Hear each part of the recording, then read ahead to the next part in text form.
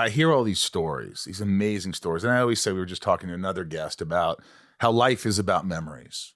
Life is about the good times, your family, your friends.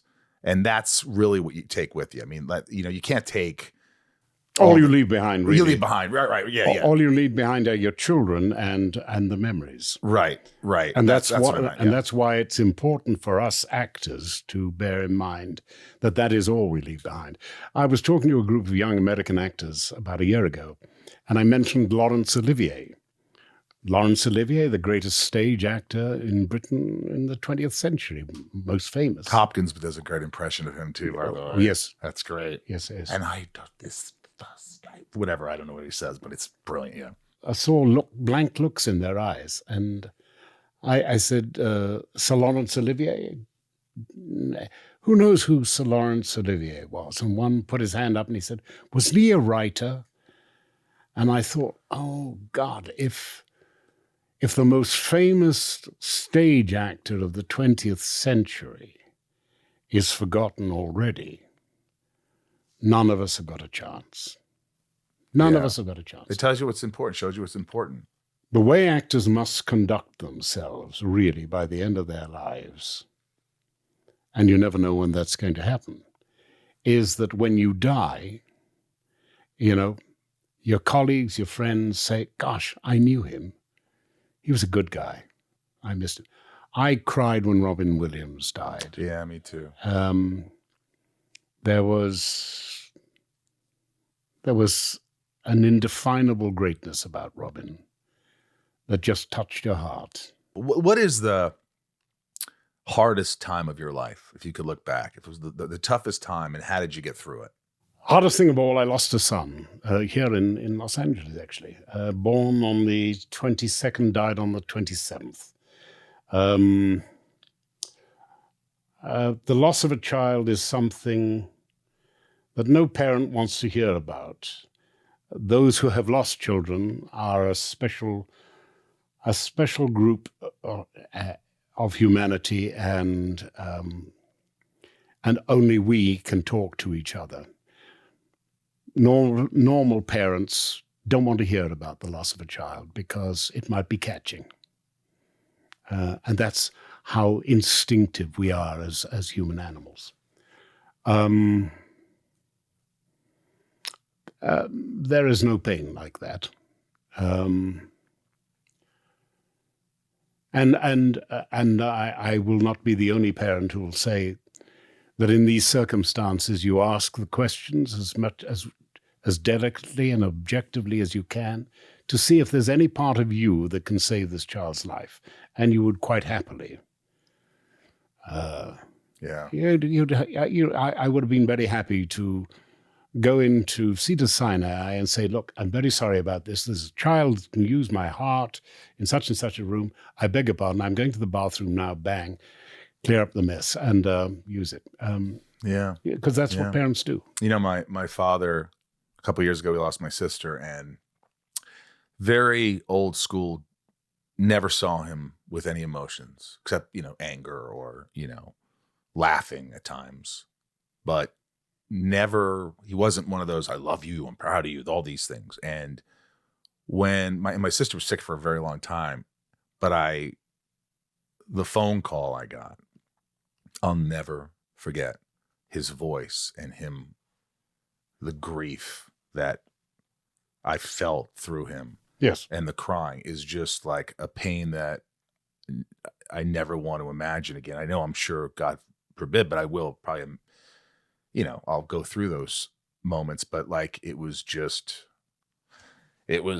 life-changing. It was life-changing for me. It was obviously life-changing for him, but yeah, I can't imagine that. It's like, and the follow-up question is, you say, how do you go on? And you say, well, what else is there to do?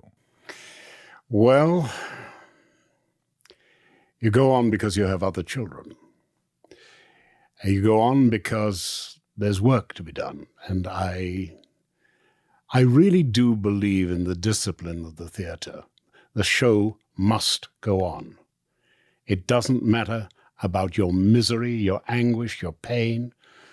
The show goes on, and you do it. And of course,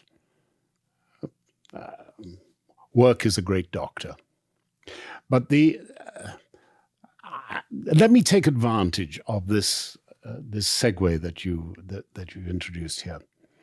Look, I'm 80 years old. I tell my three children, I'm now 80 years old. The hammer will fall one day. I do not believe it will be today, but I don't know. From now on, every time you say goodbye to me with the sense that it might be the last time you say goodbye to me. And I will be doing that to you too. Wow. But more than that, don't worry about death. You know, Seneca says, look, you should rehearse your death. In your mind, you should rehearse your death so that you get over the fear of it.